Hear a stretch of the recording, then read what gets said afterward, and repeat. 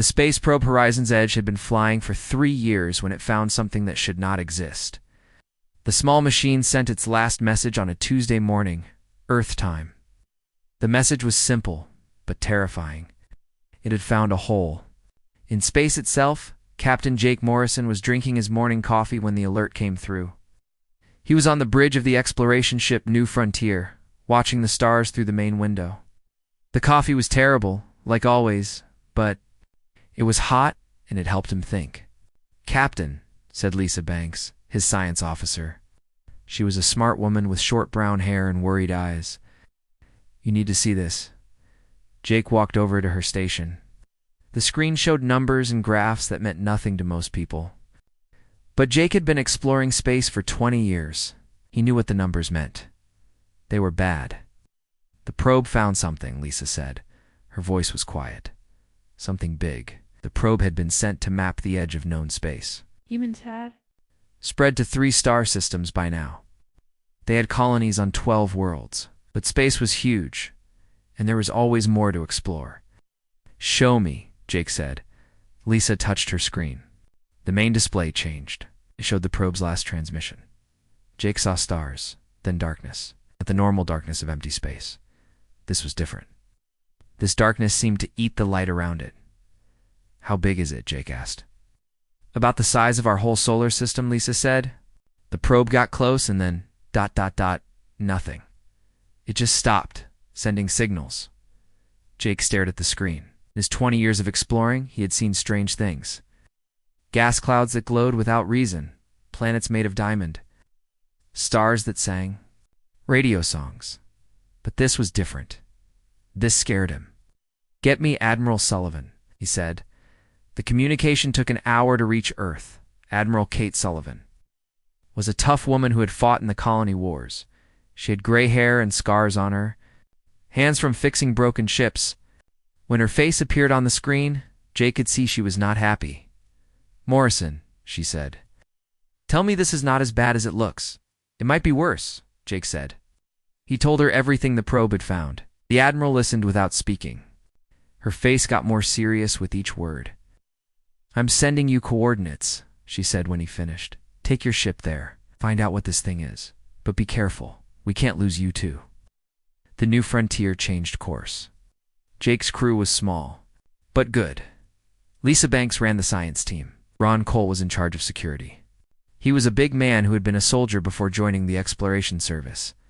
Amy Foster was the chief engineer. She was young, but could fix anything. It took them 2 weeks to reach the coordinates.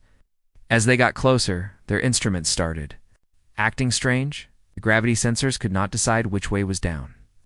The radiation detectors showed readings that made no sense.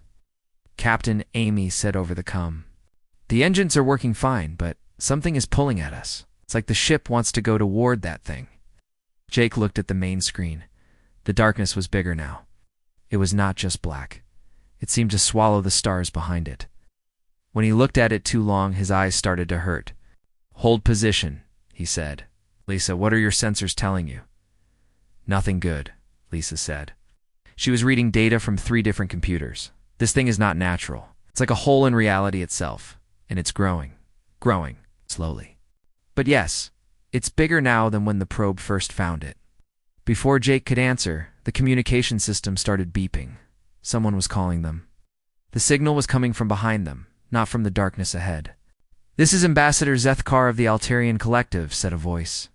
The translator made it sound almost human, but Jake could hear the alien sounds underneath. "Human vessel. You must leave this area at once." Helmets. Jake had heard of the Altarians. They were part of the Galactic Council, a group of 12 alien species that worked together. Humans were too new to space to be members yet. "Ambassador," Jake said, "this is Captain Morrison. We're on a peaceful exploration mission." "You do not understand," the alien said. "That region consumes all who enter. 17 civilizations have been lost to it. Your species must stay away." Alien ship appeared on their sensors. It was twice the size of the New Frontier and shaped like a crystal. It kept its distance from both the human ship and the dark region. "Tell me about these 17 civilizations," Jake said. There was a pause. Then the ambassador spoke again. His voice was sad. "They were like you. curious, brave. They sent ships to investigate. The ships never returned. Then more ships. Fleets. Finally, entire worlds went dark. The darkness grows with each meal. Lisa looked up from her instruments. Captain, I'm detecting something. The dark region is moving. Not fast, but it's definitely getting closer to us. Jake felt cold. How long do we have? At this rate, maybe 6 hours before it reaches us. Ryan Cole stepped forward. He had been quiet during the conversation with the alien. Sir, maybe we should listen to the ambassador. If 17 civilizations couldn't handle this thing, what makes us think we can? Jake looked at his crew. Lisa was scared but trying to hide it. Amy was running calculations on her tablet. Ryan was ready to fight, even though there might be nothing to fight. Ambassador, Jake said. Anyone ever tried to communicate with this thing? Communication. The alien sounded surprised. Captain Morrison, this is not a being you can talk to. It is destruction itself. It consumes. That is all it does. But someone must have tried. Another pause. The Vethany attempted contact too. 100 years ago, they sent their most powerful telepaths. The telepaths screamed for 3 days before they died. Their minds were ... eaten. Jake made his decision. Amy, prepare the ship for emergency jump. Lisa, I want every sensor we have focused on that darkness. Record everything, Sir Ryan said. Are we running? Jake smiled. It was not a happy smile. No, Ryan. We're going home to get help. First, we're going to learn everything we can about this thing.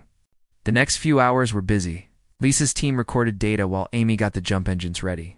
Darkness kept moving toward them, slow but steady. Up close, Jake could see it was not completely empty. There were shapes in the black. Things that might have been ships once.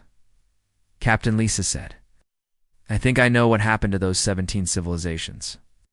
Tell me they're still in there. The darkness didn't destroy them. It captured them. They're trapped inside, probably still alive. Jake stared at the screen. Somewhere in that blackness were the survivors of 17 different species. Billions of beings lost and alone. Time to go, Amy announced. The new frontier jumped away from the darkness, but Jake was already planning to come back. Humans had a bad habit of trying to fix impossible problems. The darkness waited. It had been waiting for a long time. It could wait a little longer. Admiral Kate Sullivan stood in the war room at Earth's Central Command. The big table in the center showed a map of human space. 3 star systems, 12 colonies, 4 billion people. It seemed so small compared to what they had just discovered. Me the data again, she said. Jake Morrison's report played on the main screen. The darkness looked even worse in high definition. Kate had fought pirates and rebels and alien raiders. But this thing scared her in a way that nothing else had, said Colonel Paul Davis, her second in command. The council is requesting a meeting. They want to discuss the situation. Kate nodded. Set it up. But first I want options. Real options. Not just ways to run away. Dr. Helen Wright, the head of the science division, spoke up. Admiral, the council is right to be worried. This entity has consumed 17 civilizations. Our technology is good, but it's not that much better than what those species had. Maybe, Kate said, but we have something they didn't. What's that? Kate smiled. It was the same smile her grandmother had worn during the Mars Rebellion. We're too stupid to know when something is impossible. The meeting with the Galactic Council took place 3 days later. Representatives from 12 alien species appeared on the communication screens. Ambassador Zethkar of the Altarians spoke for the group. Admiral Sullivan, he said, we understand your species discovered the consuming dark. We offer our sympathy, but you must accept that nothing can be done. Kate looked at the faces on the screens. Some looked like humans. Others were very different, but they all had the same expression. Fear mixed with resignation. Ambassador, she said, has anyone ever actually tried to fight this thing? Fight it? The alien's translator made a sound like laughter, but there was no humor in it. Admiral, this is not something you fight. It is entropy itself. It is the end of all things. but someone must have tried. An alien that looked like a tall cat spoke up.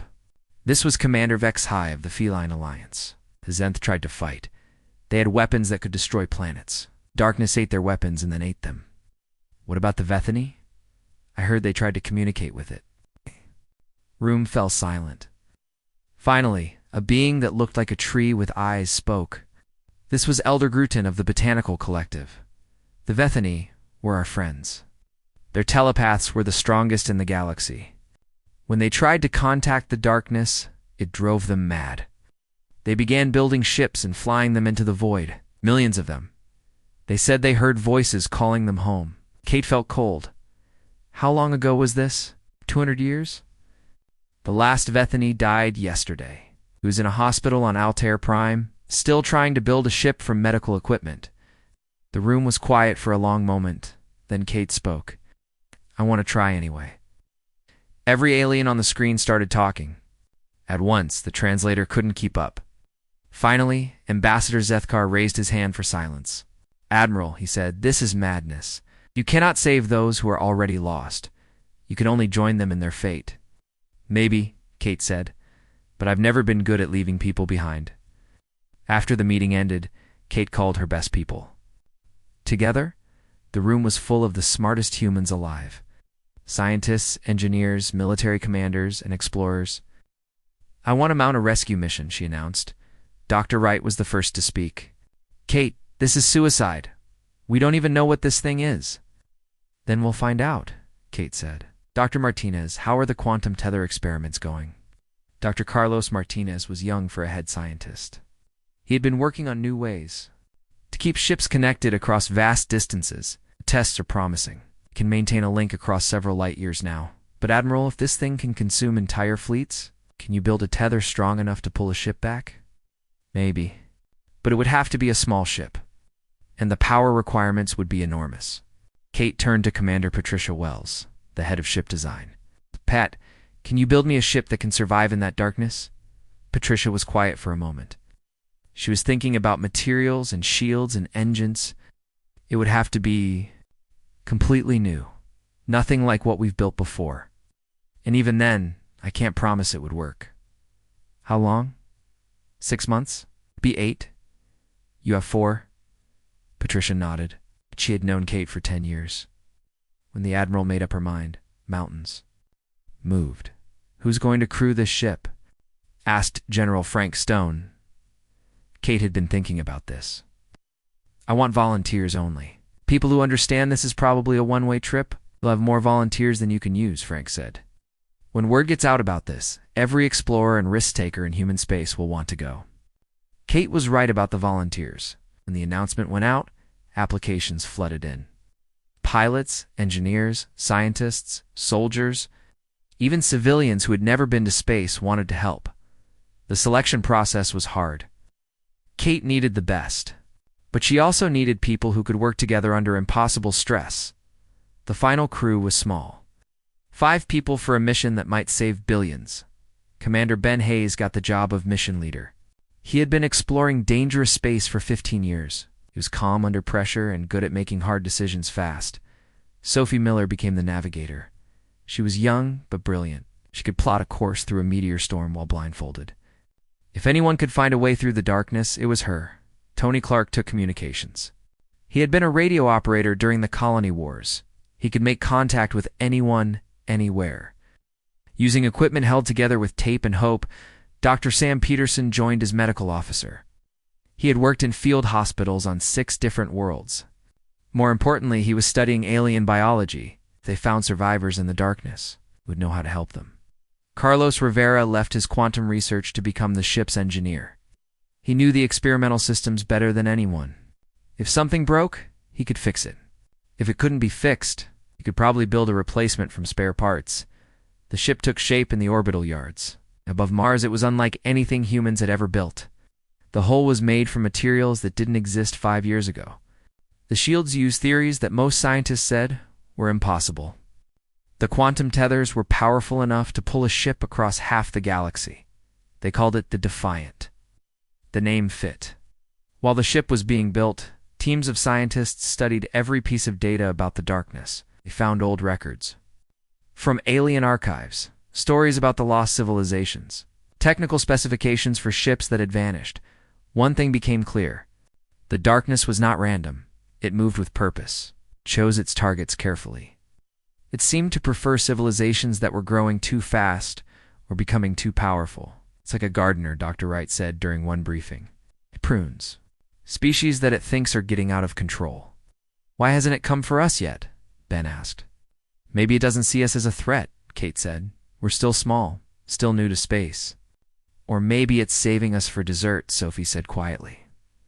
The Alien Council kept sending messages. They begged humans to reconsider. They offered technology, resources, even new worlds if humans would just stay away from the darkness.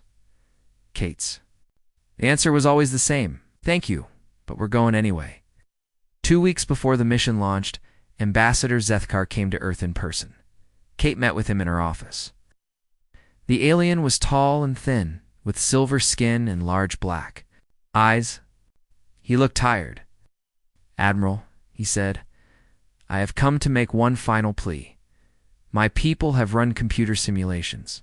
No matter what you try, the result is the same. Your ship will be consumed.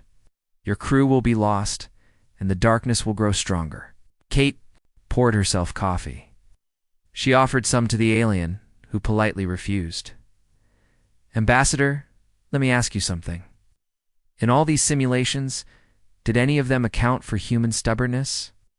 I do not understand. We have a saying on Earth. When the going gets tough, the tough get going. Your people, all the council species, you're smart, you're logical. When you see an impossible problem, you accept that it's impossible. This is wisdom. Maybe, but humans are not wise. We're just too dumb to quit. Kate stood up and walked to the window. Earth hung below them, blue and green and beautiful. Every time humans have faced something impossible, we found a way to make it possible. It's what we do. The alien was quiet for a long time. Finally, he spoke. You succeed. You will save billions of lives. And if we fail, then the darkness will have its newest meal, and the galaxy will mourn another lost species. Kate smiled. Good thing we don't plan on failing. The Defiant launched on a Tuesday morning, just like the day the probe had found the darkness. But this time, humans were not just observing. They were going to do something about it. As the ship jumped toward the edge of known space, Kate watched from Earth. The quantum tethers were already working, sending data back in real time. For the first time in galactic history, someone would be able to see what happened inside the consuming dark. The crew of the Defiant knew they might not come home. They also knew that 17 civilizations were depending on them. Sometimes that was enough. The Defiant reached the edge of the darkness on schedule. Commander Ben Hayes stood on the bridge, looking at something that should not exist. The void was bigger than when Jake Morrison had first found it. Much bigger. Status report, Ben. Said Sophie Miller checked her navigation screens. We're holding position at the boundary. The quantum tethers are working perfectly. Earth is receiving all our data. Tony, any signals from inside? Tony Clark adjusted his headphones. He'd been listening to radio frequencies since they arrived. Nothing clear. But there's something. They're like voices, but too faint to understand. Dr. Sam Peterson looked up from his medical scanner.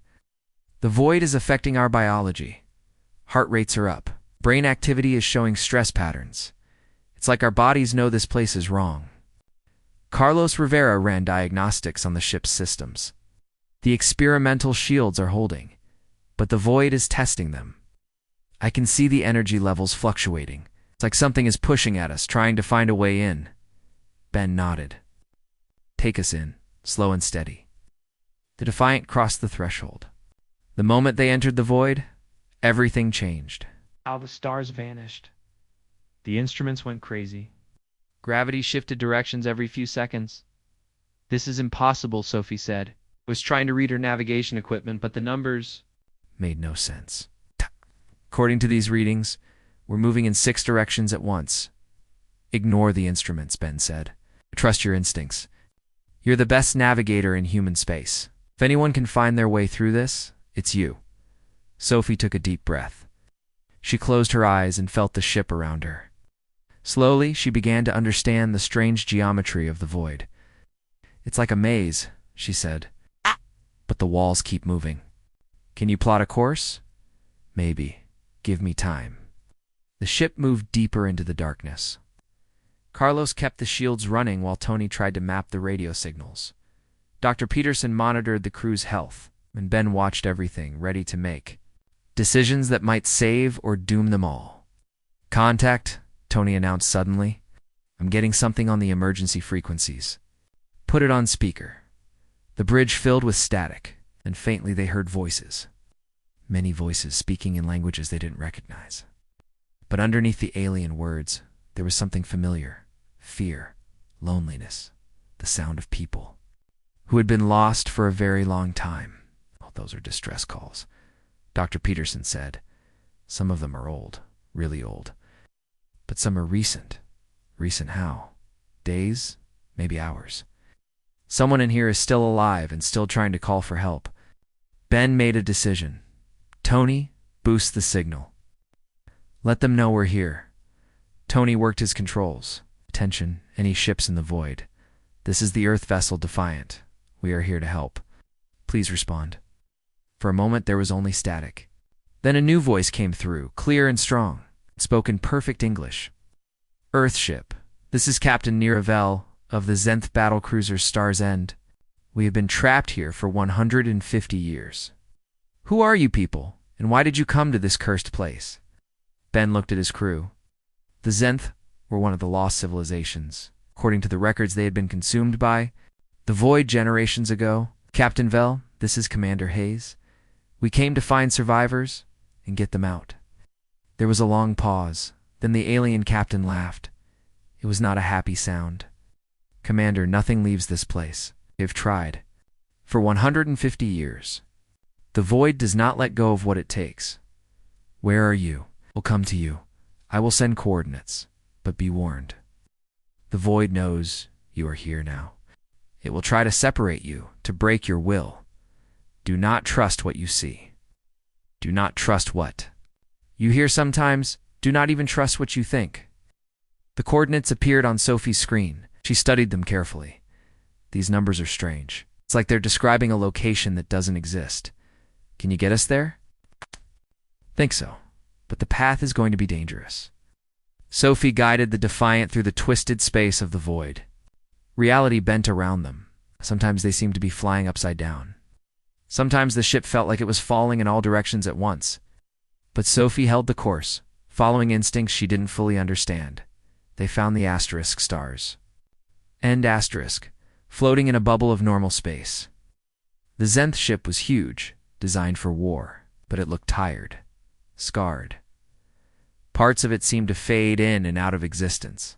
Preparing to dock, Carlos announced. "It's negative," came Captain Vel's voice. "Do not dock. Do not come aboard. The void has been ... changing us. We are not entirely ourselves anymore." Ben understood. "We'll stay on our ship. But we want to meet face to face." The docking went smoothly. Carlos had to adjust the airlock several times because the Zenth ship kept shifting size. Finally, they achieved a seal. Captain Niravel came aboard the Defiant. She looked mostly like a human, but taller and thinner. Her skin was pale blue, and her eyes were silver. She moved carefully, like someone who was not sure if the ground would hold her weight.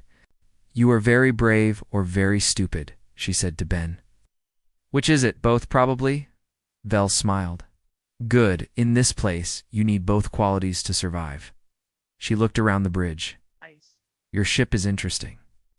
I can feel the tethers connecting you to your home. Clever. Tell us about this place," Ben said. Vel sat down heavily. "The void is not just darkness, 'tis alive. It feeds on civilizations, but not in the way you might think. It does not destroy us. It keeps us. We become part of it, part of it. How? Our thoughts, our memories, our dreams. The void absorbs them all. Out. Over time, we forget who we were. We become echoes of ourselves, floating in the darkness forever." Dr. Peterson stepped forward. "But you remember, you're still yourself. For now." but it is. Getting harder? Sometimes I forget my own name. Sometimes I think I am someone else entirely. The void is patient. It has all the time in the universe, Tony spoke up. Captain, we're detecting other ships. Lots of them. Are there more survivors? Oh yes, Vel said. Ships from all 17 lost civilizations. Thousands of vessels. Millions of people. All trapped here, slowly losing themselves to the darkness. Sophie was studying her navigation. Data. I'm seeing movement patterns. The ships aren't just floating randomly. They're arranged in some kind of formation. The void organizes us, Vel explained. It puts ships from the same species together, like a collection. Or a library. We are its books, and it reads us whenever it wants. Suddenly, the lights on the bridge flickered. The temperature dropped. And then they heard it, a voice that seemed to come from everywhere at once. New visitors, it said. The words felt cold. An ancient, you taste different from the others. Young, violent, stubborn. I will enjoy adding you to my collection. Ben stood up. Is that the void talking? Yes, Vel whispered. It speaks to all of us. Always watching. Always listening. The voice came again. I have been cleaning this galaxy for 1,000,000 years, removing the species that grow too fast, think too much, want too much. You humans are particularly interesting. You do not know when. To surrender. We're not here to surrender, Ben said loudly. We're here to take back what you stole. The void laughed. The sound made the ship shake. Many have said such things. Look around you. See how well their defiance served them. The main screen activated. It showed the interior of the void. Ships everywhere, floating in the darkness like toys in a child's room. Some were familiar designs from the council species. Others were completely alien. All of them looked empty and lifeless. These vessels contain the consciousness of 17 civilizations, the void said. Billions of minds, all perfectly preserved. They dream of their lost homes while I learn from their experiences. Soon, you will join them. Carlos spoke up for the first time since Vel had come aboard. How do we fight something like this? The void heard him. You cannot fight me, little engineer. I am entropy. I am the heat death of the universe. I am the silence that comes after the last star dies. Your weapons cannot harm me. Ouch! Your shields cannot protect you. In time, you will understand this. Ben looked at his crew. They were scared, but they had not given up. That was something. Maybe we can't fight you directly, but we can do something you don't expect, and what is that? Ben smiled. Can be. Human. The void was quiet for a moment. Then it spoke again, and for the first time, it sounded uncertain. I do not understand. You will, Ben said. Sophie, can you plot a course to the other trapped ships? Already working on it. Tony, broadcast a message on all frequencies. Tell every survivor in this place that help has arrived. Tell them that humans never leave anyone behind. Ben Vel said quietly. What are you planning? Something impossible. Ben replied. Carlos, how are those quantum tethers holding up? Strong and stable.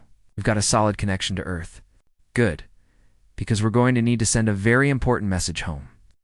As the Defiant prepared to move deeper into the void, Ben began to explain his plan. It was crazy. It was dangerous. It had almost no chance of working. It was perfectly human. Admiral Kate Sullivan was in her office when the message arrived. She'd been waiting for 3 days, watching the quantum tether data stream in real time.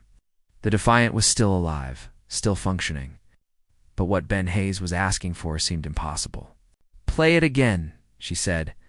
Ben's voice filled the room. He sounded tired but determined. Admiral, we've made contact with the trapped civilizations. They're all here, all still alive in a way. But we need more than one ship to get them out. Need everything? Colonel Davis looked confused. Everything? Every ship we have? Every person who can help? The void is not just a predator. It's a prison, and we're going to break it open. Kate stood up and walked to the window. Earth hung below, peaceful and blue. Soon it might be the staging ground for the largest rescue mission in galactic history. Give me the council, she said, the emergency. Session of the Galactic Council was unlike anything in their history. 12 species, all gathered to discuss something they had given up as impossible long ago. Ambassador Zethkar spoke first. "Admiral Sullivan, we have received the transmissions from your ship. While we admire their courage, what they are proposing is madness." "Maybe," Kate said, "but it's our kind of madness." Elder Gruton of the Botanical Collective leaned forward. His tree-like form rustled with agitation. "Admiral, you were asking?" "Us to send our fleets into the void that consumed our friends. You are asking us to risk everything on a plan that has never been tried." "Yes. Why should we trust you?" Kate thought about that question. "Because we've never left anyone behind. It's not in our nature." Commander Vexhai of the Feline Alliance spoke up. "Your species is young. You have been in space for less than a century. What makes you think you can succeed where others have failed?" "Experience," Kate said. "We've been fighting impossible odds since we crawled out of caves. It's what we do best." The debate went on for hours. Some council members wanted to help. Others thought it was suicide. A few suggested that the humans should be stopped before they made things worse. Finally, Ambassador Zethkar called for quiet. "Admiral, even if we agreed to this plan, it would take months to assemble such a fleet. The void will not wait for us to organize." Kate smiled. "Who said anything about waiting? We're assembling the fleet right now." The truth was, humans had been preparing for this moment since the Defiant first entered the void. Every shipyard in human space was working around the clock. Military vessels, cargo ships, passenger liners, even mining platforms. Anything that could fly was being equipped with quantum tethers and basic shields. "You cannot be serious," Zethkar said. "Admiral," came a new voice. It was Captain Yargith of the insectoid hive mind. His species rarely spoke in council meetings, but when they did, others listened. "Our calculations showed that such a fleet would require more resources than your species possesses." "You're right," Kate admitted, "if we were doing this alone. But we're not asking you to send your military fleets. We're asking for something else." "What?" "Hope." The council chamber fell silent. Kate continued. "The void feeds on despair. On the feeling that nothing can be done, but what if we flooded it with the opposite? What if we sent it every story, every song, every piece of art that says life is worth fighting for?" Dr. Wright, who had been quiet until now, stepped forward. "We've been studying the quantum tether data. The void is not just consuming matter and energy. It's consuming information, consciousness itself. But human consciousness is ... different." "Different how?" asked Elder Gruton. "We don't know when to quit," Dr. Wright said simply. "Even when we're dying, even when everything is hopeless, humans keep trying. It's like a virus that the void can't digest." Kate activated a screen showing the human fleet assembly. Hundreds of ships filled the space around Earth, Mars, and the outer colonies. "We're not sending an invasion force. We're sending a rescue mission powered by the most stubborn species in the galaxy." Ambassador Zethkar was quiet for a long time. Finally, he spoke. "If we do this, if we help you, what happens if you fail?" "Then the void gets a really big meal," Kate said. "But at least we'll go down fighting." The vote was close. 7 species voted to help, 5 voted against. But it was enough. Within days, ships from across the galaxy began arriving in human space. Not warships, but support vessels. To treat the rescued, transport ships to carry supplies, communication ships to coordinate the massive effort. But the real contribution came in the form of data. Every species in the council began transmitting their cultural archives. Music, literature, poetry, history, the accumulated knowledge and art of 12 civilizations. All focused on a single quantum beam aimed at the void. Dr. Martinez worked around the clock to modify the transmission systems. "This is like nothing we've ever attempted," he told Kate. "We're not just sending radio signals. We're broadcasting consciousness itself." The alien contributions were incredible. The Altarians sent their harmony crystals, which could make anyone who heard them feel peaceful and hopeful. The Botanical Collective transmitted the memory songs of their oldest trees, stories that went back millions of years. The Feline Alliance contributed their hunting ballads, fierce music that spoke of never giving up the chase. But the human contribution was different. Where the aliens sent their finest cultural achievements, humans sent everything. Children's lullabies and war chants, love songs and funeral dirges, comic books and epic poems, jokes and tragedies and stories about ordinary people doing extraordinary things. It's messy, Dr. Wright observed as she watched the data streams. Human culture is chaotic compared to the others, but maybe that's what we need. Back in the void. The crew of the Defiant felt the transmissions arriving. Tony's communication array lit up like a Christmas tree as terabytes of cultural data poured through the quantum tethers. Ben, Tony said, you need to see this. We're getting everything. It's music, movies, books, art, the entire cultural heritage of 13 different species. Is it working? Dr. Peterson was monitoring the void's activity. Something's happening. The darkness is ... agitated. It's trying to process all this new information, but it's having trouble. Captain Vell, who had remained aboard the Defiant, looked amazed. In 150 years, I have never seen the void act like this. It seems ... confused. The void's voice echoed through the ship, but now it sounded different, less certain. What are you doing? This is not how prey behaves. You should be afraid. You should be broken by now. Ben smiled. Sorry to disappoint you, but humans are really bad at being prey.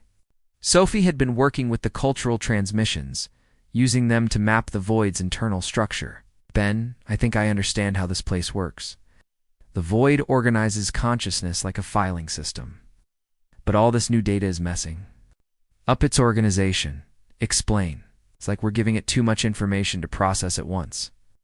The void is trying to catalog everything, but human culture doesn't make sense to it. We have sad songs that make people happy and funny stories that make people cry. It's getting confused trying to sort it all. Carlos looked up from his engineering station. The power levels are fluctuating throughout the void. It's like the whole system is overloading. Can we use that? Maybe, if we can coordinate with the other trapped ships, we might be able to create a feedback loop. Force the void to release its hold on everyone at once. Over the next few hours, the Defiant visited ship after ship. The crew made contact with survivors from all 17 lost civilizations. The Zenth warriors, trapped for a century and a half. The Botanical Collective, whose ships were like floating forests. The Vethany telepaths, who had been silent for 200 years. Each group was weak, worn down by their imprisonment. When they heard that rescue was coming, something changed. Hope, which had been almost extinct in the void, began to grow again. The human fleet is assembling, Ben announced to a gathering of alien captains. We need to do our part from inside. When the moment comes, we all have to push back against the void at the same time. An old insectoid captain clicked his mandibles thoughtfully. Our species has a saying, 1 ant is food. 1,000,000 ants can devour a giant. Perhaps it applies here. How many ships do we have? Asked a feline commander. Sophie had been counting. Over 3,000 vessels, representing about 50 million conscious beings. 50 million minds, all focused on getting free, Ben said. That might be enough. The void's voice came again, but now it sounded worried. You cannot escape. I have held you for generations. You are part of me now. No, said Captain Vell firmly. We are ourselves. We remember our homes, our families, our dreams. You cannot take that from us. The first time in the void's existence, it encountered something it could not understand. A species that refused to be consumed. A culture that grew stronger when faced with impossible odds. And the hope that maybe, just maybe, no prison was permanent if enough people wanted to break free. The real battle was about to begin. The human fleet arrived at the edge of the void like nothing the galaxy had ever seen. 500 ships from Earth, Mars, Europa, and the outer colonies. Yes. Not elegant like alien vessels, but tough and determined. Behind them came support ships from 12 council species. Forming the largest rescue fleet in galactic history, Admiral Kate Sullivan stood on the bridge of her flagship, the Enterprise. Through the main window, she could see the darkness that had consumed 17 civilizations. Today, They were going to take those civilizations back. Status report, she ordered. All ships in position, reported Commander Lisa Park. Quantum tethers are synchronized across the entire fleet. Cultural transmission arrays are at full power. Signal is strong. Signal is strong. Commander Hayes reports that the internal ships are ready to coordinate their escape attempt. Kate nodded. Open a channel to all ships. Her voice carried across hundreds of vessels, human and alien alike.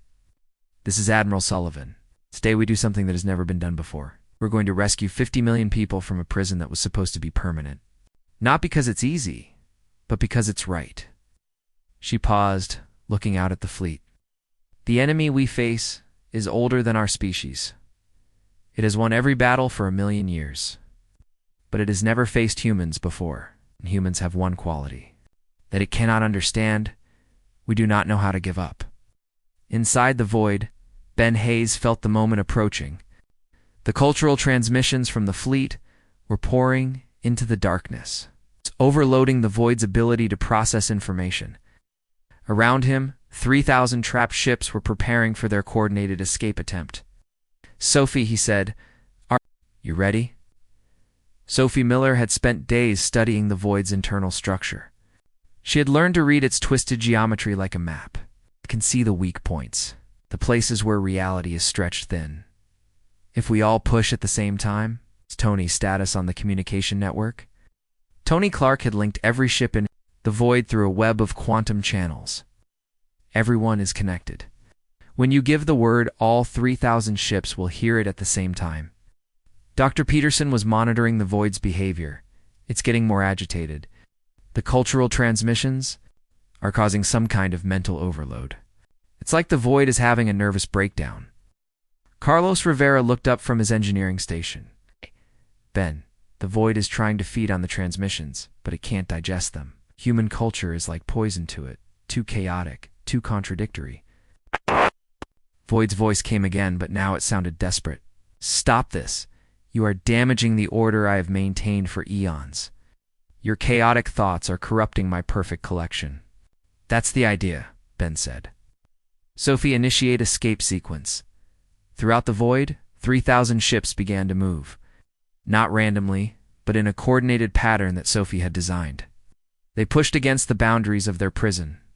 All at the same moment, all in the same direction, the void screamed. Outside, Admiral Sullivan watched as the darkness began to fluctuate. Energy readings spiked across the spectrum. The quantum tethers, stretched across impossible distances, held firm. All ships begin cultural bombardment, she ordered. The fleet opened fire with weapons made of pure information. Terabytes of music, art, literature, and human stubbornness poured into the void, not to destroy it, but to overwhelm it with concepts. It could not process. The Altarians sent their harmony crystals, broadcasting peace and hope. The Botanical Collective transmitted the patient wisdom of their ancient trees. The Feline Alliance shared their fierce songs of the hunt, and the humans sent everything they had ever created, thought, or dreamed. Inside the void, the effect was immediate. The darkness began to convulse, unable to contain the flood of consciousness streaming into it. The careful organization of its collections started to break down. It's working, Sophie announced. The internal barriers are collapsing. I can see clear paths to the outside. But the void was not giving up without a fight. It began to pull harder on the trapped ships, trying to drag them deeper into its depths. Reality twisted and bent as it fought to maintain control. Ben, Tony said urgently, I'm losing contact with some of the ships. The void is cutting our communication lines. Switch to emergency frequencies. Keep everyone connected. The battle became a race between escape and recapture. Ships that had been imprisoned for centuries suddenly found themselves free to move, but the void's gravity was trying to pull them back. Some vessels, weakened by long captivity, began to fail. Dr. Peterson watched the medical readings from across. The fleet were losing people. The void is draining their life force to power its defenses. That was when Ben made the most important decision of his life. Carlos, reroute all power from our shields to the quantum tethers. Boost the cultural transmission to maximum. Ben, that will leave us defenseless. If the void focuses on us, then we'll hold its attention while everyone else escapes.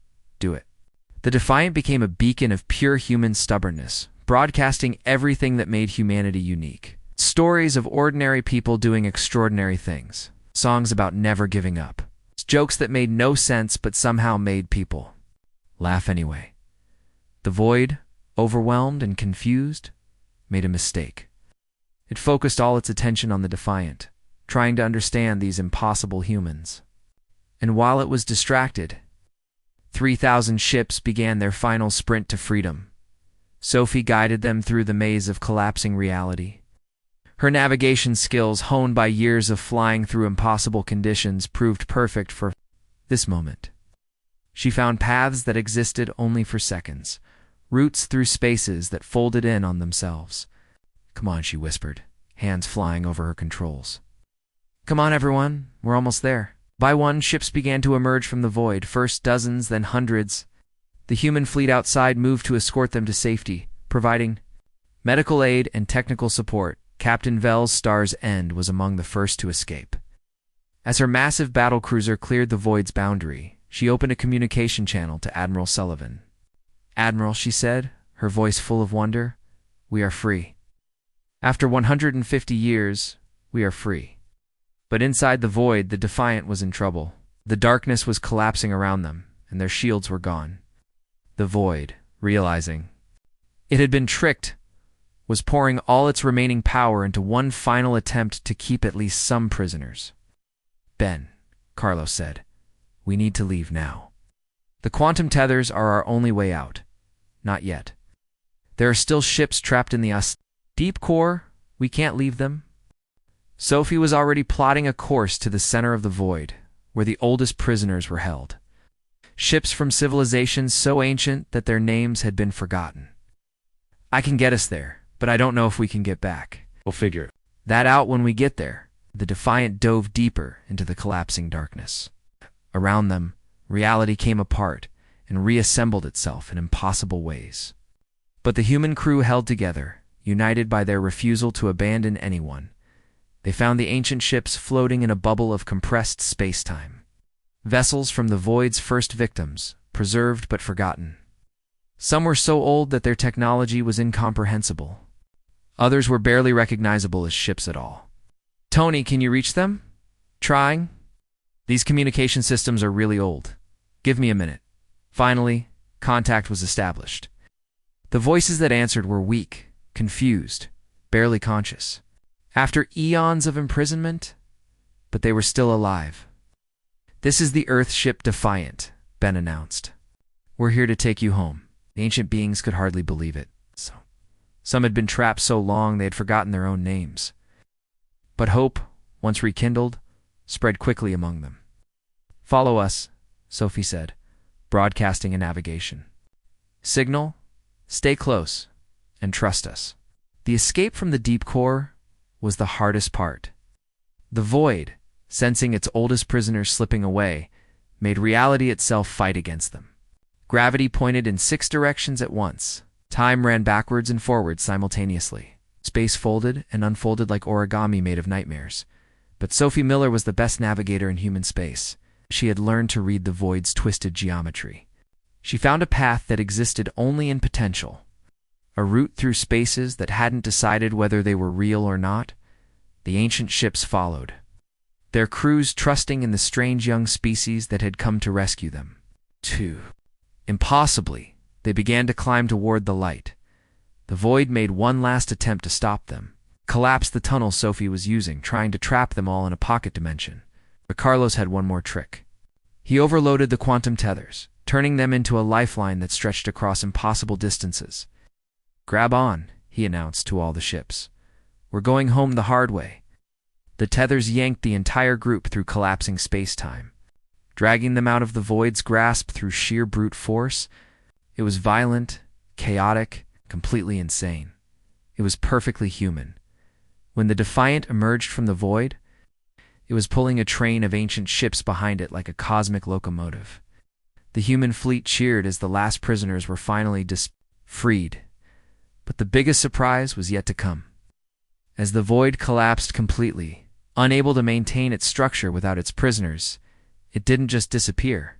It inverted, becoming a brilliant beacon of light that illuminated half the galaxy. The darkness that had consumed civilizations for 1,000,000 years was gone. In its place was a lighthouse that would guide travelers for eons to come. Admiral Sullivan met with the rescued species as they recovered from their long imprisonment. 17 civilizations freed in a single day. Billions of people who had thought they would never see their homes again. "How did you know it would work?" asked Ambassador Zethkar. He was crying, though he tried to hide it. His people had been among the rescued. Kate smiled. "We didn't. But sometimes you have to try anyway." The Galactic Council held an emergency session to discuss what had happened. For the first time in their history, they voted unanimously. Humanity was invited to join as the 13th member. With full voting rights and a permanent seat, Ben Hayes and his crew returned to Earth as heroes. But they didn't stay long. The galaxy was a big place, and there were probably other impossible problems that needed solving. After all, that's what humans did best. The beacon that had once been the void continued to shine, a reminder that darkness was permanent when enough people refused to give up. And in the ships and stations throughout the galaxy, beings from 18 different species shared a new understanding. Sometimes, the impossible just meant that nobody had been stubborn enough to try yet.